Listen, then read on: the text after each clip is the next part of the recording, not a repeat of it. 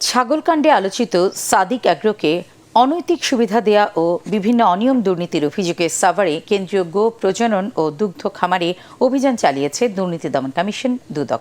এখান থেকেই আলোচিত নিষিদ্ধ ব্রাহ্মা জাতের গরু সরবরাহ করা হয়েছে এমন অভিযোগ পেয়ে অভিযান চালায় সংস্থাটি।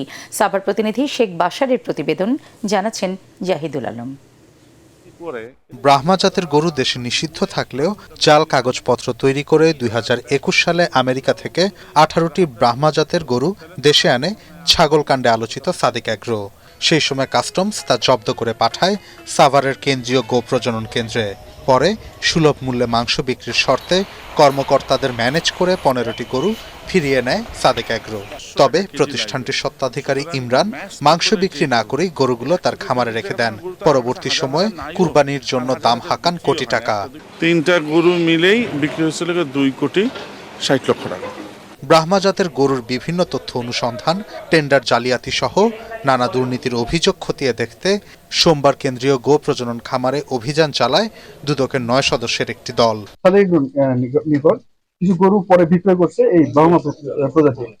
এগুলো গরু সে কোথা থেকে পাইছে এবং আসলে কিভাবে এইগুলো তথ্য সংগ্রহের জন্য আমরা এখানে আসছি।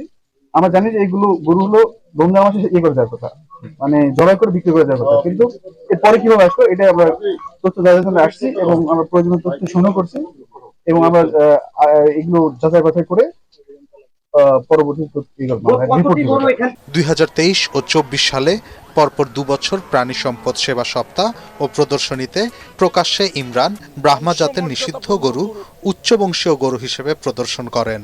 এটা হচ্ছে ব্যুরো রিপোর্ট, এটিএন বাংলা। বংশমর্যাদাপূর্ণ গরু এর জন্য